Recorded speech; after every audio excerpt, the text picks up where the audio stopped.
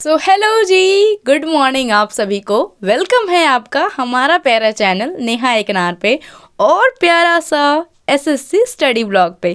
So let's start today study blog. So आज की शुरुआत होती है 7:30 बजे से, क्योंकि अभी लेट नाइट स्टडी होता है तो सुबह लेट से उठती हूँ। सबसे पहले मैं हिस्ट्री का आज मराठा एम्पायर रिवीजन करती हूँ, क्योंकि ये हमारा चल रहा है सेकेंड रिवीजन हिस्ट्री का, जिसके अंदर ये मराठा एम्पायर मिडेवल हिस्ट्री में आता है। सो आज मिडेवल हिस्ट्री का एंड डे था, यानी लास्ट डे था। सो मराठा एम्पायर और भी एंग्लो वॉर ये सब होता है, वो सब आज रिवीजन कर लेते हैं। तो सबसे पहले हिस्ट्री को रिवाइज करते हैं फ्रॉम माय ओन नोट्स, जो मैं बहुत मेहनत से बनाई हूँ। ऐसे तो मेहनत सारे लोग ही करते हैं, मतलब सब लोग लिख करके ही बनाते हैं, और जो सच में नोट्स लिख करके बनाते हैं ना, उनका पढ़ने का अंदाज, उनके मेहनत करने की अंदाज बिल्कुल अलग होती है। सो अगर आप नोट्स नहीं बनाते हैं तो आपको तो एक्सपीरियंस पता ही होगा कि कितना ज़्यादा प्रॉब्लम होता है हम सभी को, अगर चाहते हैं कि इकट्ठा एक बार रिवीजन करना है तो उस टाइम पे। सो नोट्स होना बहुत बेहद ज़्यादा ज़रूरी है, सबके पास होना ही चाहिए। सो मेरे पास तो है, हर एक सब्जेक्ट का है। तो हिस्ट्री रिवीजन करते हैं एंड देन उसके बाद बायो पे आते हैं। तो बायो के अंदर आज हम पूरा टिश्यू पढ़ने वाले थे, plant tissue as well as animal tissue. So ये सारे करते करते मुझे 3 घंटे लग जाते हैं, क्योंकि मैं जीएस को एवरीडे 3 घंटा देती हूँ, पीछे का रिवीजन और आगे का रिवीजन। वैसे मैं अब बता दूँ अपडेट के लिए, तो मैं एग्ज़ाम की प्रिपरेशन कर रही हूँ फ़िलहाल। MTS, CHSL एंड स्टेनोग्राफ हमारा टारगेट है, क्योंकि फ़िलहाल मैं इन्हीं 3 एग्ज़ाम के लिए कैपेबल हूँ, इस वजह से, क्योंकि हमारा अभी ग्रेजुएशन कंप्लीट नहीं हुआ है दोस्तों। सो इसलिए मैं कहती हूँ कि मैं SSC रिलेटेड एग्ज़ाम की प्रिपरेशन कर रही हूँ। सो चलते हैं आगे। उसके बाद यानी कि खाना वाना खाने के बाद, ये सब करने के बाद, वापस से सो के उठने के बाद ग्रामर का रिवीजन करते हैं। ग्रामर के अंदर आज मैं आर्टिकल, केस, नाउन और क्या बोलते हैं उसको, subject verb agreement and tense, यानी 5 चैप्टर का फिर से रिवीजन करती हूँ। वैसे आप सोचेंगे कि एक दिन में 5 चैप्टर, तो मैं बता दूँ कि पीछे यानी कि 3 से 4 दिन से मैं रिवीजन कर रही थी पीछे का चैप्टर। आज हमारा एक्चुअल टेंस था, बाकी का मैं फिर से बैक रिवीजन करना बहुत ज़्यादा ज़रूरी है। सो आज का रिवीजन मैं पूरा 5 चैप्टर का करती हूँ। उसके बाद मैं लगाती हूँ टेक्स्ट बुक के ऊपर मॉक, यानी कि MTS 2023 में जो भी पेपर हुए थे हर एक शिफ्ट का। तो अभी इसी वीडियो में आपको दिखेगा कि क्वेश्चंस कैसे आते हैं और हमारा मार्क्स कैसा रहा।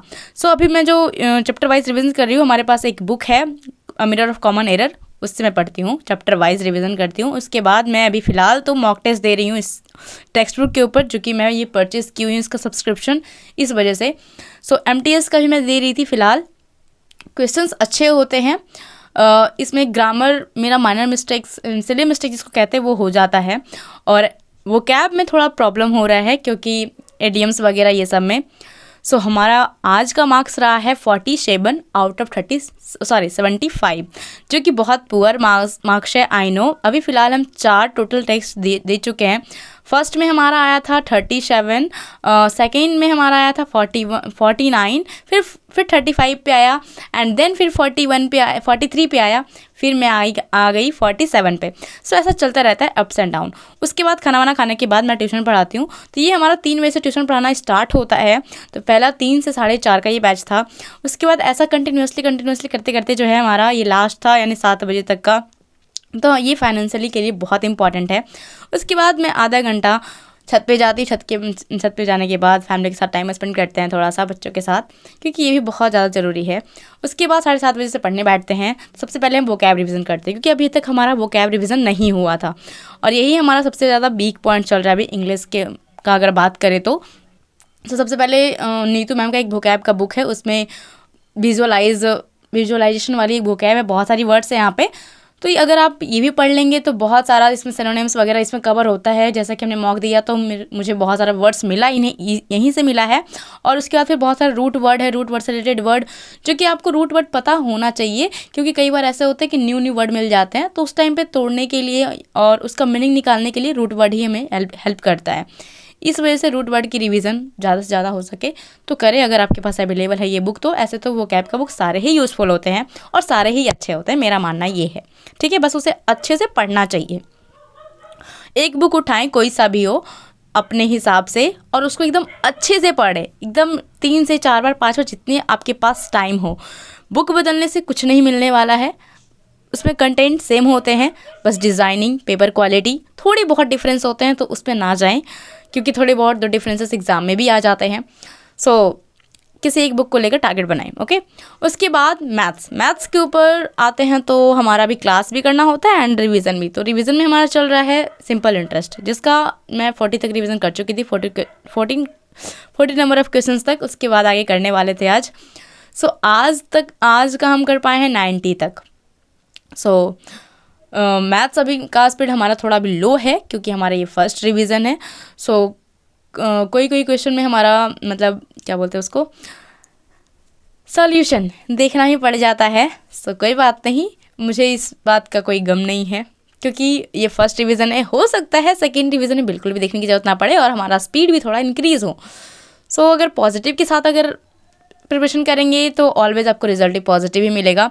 अगर ये सोचने लग जाएंगे कि अरे बाप रे, सबका तो इतना फास्ट चलते हैं, सब इतने बनाते हैं, मेरा क्या होगा, तो भाई कुछ नहीं होने वाला ये सब सोचने से। अगर थोड़ा धैर्य रख के पढ़ाई करेंगे तो ऑलवेज यू विन और आपका रिजल्ट भी आपके फेवर में होगा। सो हमारा सिद्धांत एक ही रहा है, कंटिन्यूसली पढ़ाई करें, थोड़ा पढ़ें बट हर रोज़ पढ़ें और खुशी के साथ पढ़ें। अगर आपकी मतलब किसी दिन अगर मूड नहीं भी है तो थोड़ा पढ़ लें, क्या दिक्कत है। वैसे आपका ये धर्म है कि आपको पढ़ना ही पड़ेगा एज अ स्टूडेंट। अगर आपने ये चीज़ को चूज़ किया है पढ़ाई को तो पढ़ना तो कंपलसरी है, मन हो ना हो, ठीक है। अगर नहीं मन कर रहा है और आप नहीं पढ़ रहे तो आप अपने साथ ही गद्दारी कर रहे हैं। तो उसके बाद मैथ्स हो जाने के बाद मैं आती हूँ रीजनिंग के ऊपर। तो रीजनिंग का आज मुझे करना था, कोडिंग डिकोडिंग ऐसा चल रहा है हमारा, क्योंकि कोडिंग डिकोडिंग में मैं कई बार इसको छोड़ चुकी थी। तो जब मैं मॉक टेस्ट देती हूँ तो मुझे बहुत सारे क्वेश्चन इसी से मिल जाता था। और एक सरप्राइज़ आपको अभी मैं बताऊँगी। अभी फ़िलहाल ये जो बुक है हमारे पास बहुत ओल्ड बुक है, बट ये बुक ओल्ड इज़ गोल्ड कहते हैं ना, तो ये बुक वही चीज़ साबित करता है। इसमें जितना भी क्वेश्चंस है ना, अगर आप पूरा लगा ले तो रीजनिंग आपका बल्ले बल्ले हो जाएगा। वैसे मैं चैप्टर वाइज इसमें रिवीजन कर रही हूँ अभी फ़िलहाल। इसमें सॉल्यूशन दिया हुआ है, बहुत अच्छा है क्योंकि बहुत सारे क्वेश्चंस का नहीं आता है तो सॉल्यूशन से हेल्प मिल जाते हैं। तो आज टाइप 3 एंड टाइप 4 का रिवीजन करते हैं। उसके बाद मैं टेक्स्ट बुक पे रीजनिंग का मॉक टेस्ट देती हूँ, सेम MTS का। ये रहता है टोटल 20 क्वेश्चंस 60 मार्क्स का। सो इसमें बहुत सारे क्वेश्चंस तो ऐसे थे ना कि जो मैं आज प्रैक्टिस की थी कुछ टाइम पहले, यानी कि मॉक टेस्ट देने से पहले, वही सेम मिल गया था। मुझे बहुत अच्छा लगा कि वाओ, मैंने आज अभी पढ़ाई और ये वो चीज़ मिल भी गया। तो ये सब थोड़े से पॉजिटिव वाइब्स आते हैं कि चलो मैं जो पढ़ रही हूँ बिल्कुल सही पढ़ रही हूँ। तो आज हमारा आया था 39 आउट ऑफ 60। मैं 2 दिन अभी 2 टेस्ट दी हूँ इसका रीजनिंग का टेक्स्ट बुक के ऊपर। अगर बात करें MTS का तो एक दिन हमारा आया था आई थिंक 37, जो कि आपको अभी दिखेगा, और आज आया था 39। सो ऑलमोस्ट ओके, सही है। धीरे धीरे प्रैक्टिस करेंगे तो हमारा हो जाएगा। जी हाँ, हमारा 30 आया था, सॉरी 37 नहीं आया था, अभी 39 है। सो टोटल 27 है तो 2023 का। तो आज के लिए इतना ही, फिर मिलता है नेक्स्ट वीडियो। तब तक के लिए हर हर महादेव।